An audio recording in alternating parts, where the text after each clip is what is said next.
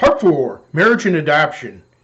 Ancient same-sex unions were called by the Greek term adelphopoiesis, brother-making, akin to other blood brother rituals. People today don't understand the important historical concept of males loving each other non-sexually, like biblical characters David and Jonathan, because of the absence of love today. The similarities between these relationships and gay marriage are like similarities between hot tubs and vats of acid. The similarities are irrelevant. Today, the most common type of same-sex union is two men being business partners. Gay families consisting of domestic partnerships with companion animals as so-called children are already advantageous by having no divorce and subsequent child support payments and no burden of raising children. They already receive legal benefits and can mentor children through nephews, nieces, and teaching positions. So same-sex marriage and adoption are attempts to acclimatize under societal pressure and assuage guilt by garnering church acceptance. Even the man knighted by Advocate magazine as the smartest man in the world opposed same-sex marriage. He felt that people were vainly trying to shoehorn gays into a straight institution. Ancient society did not divide people into hetero or homosexuals or have gay and straight labels. Sexual acts were divided into those that had procreative function, whether they actually produced children or not, and those that did not. Rejecting same-sex marriage only because couples cannot naturally produce children would also exclude the elderly and all other infertile people. And resting one's case completely upon incongruent sex organs reduces people to crotches, so beware of using faulty arguments.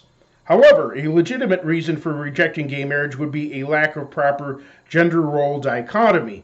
It's been said, marriage is marriage, I don't gay park my car, just park it. But if you insert your car in the wrong spot, it might get towed away. And marriage is supposed to be a lifetime commitment. Men who choose promiscuous party lifestyles and then marry at 50 because they lost their attractiveness, sex drive, and energy, or want to gain public acceptance, is on another planet from young heterosexual couples who want to marry because they are in love and are planning a family. Throughout Jewish and Christian histories, nuclear families de facto consisted of men and women naturally producing children. Gay marriage or adoption mimics and convolutes someone else's ideas. To support same-sex marriage, some argue that everyone's orientation should be catered to, but catering to bisexuals would necessitate marriage to both a man and woman in three-way marriage. Since most everyone recognizes that as a case where orientation should not be catered to, same-sex marriage advocates often deny that anyone is truly bisexual. Yet same-sex rights supporters already declared that everyone is inherently bisexual, undoubtedly true to some extent, 2 generations ago when same-sex marriage was not on the agenda. What if a boy and his widowed grandmother have mutual sexual attraction, want to marry, and they found a gene which causes that? Despite how many people might hate that comparison, by throwing away traditional values, you cannot judge or oppose the boy and his grandmother. You have no leg to stand on when you violate boundaries. I do admit I'm a polygamist. That's my sexual orientation, along with most men. That is, what do I mean by that? That is, we are hardwired to be sexually aroused by millions of women. Yet we live in extreme contrast to that. Most men have one woman only. So which desires should we sacrifice to healthy nuclear families?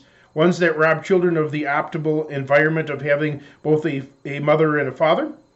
Constantly pointing at single parents on welfare, abusive households, and other broken situations to make same-sex households look good is a diversion tactic. The fact is, all gay households automatically deprive children of the possibility of being raised by a loving mother.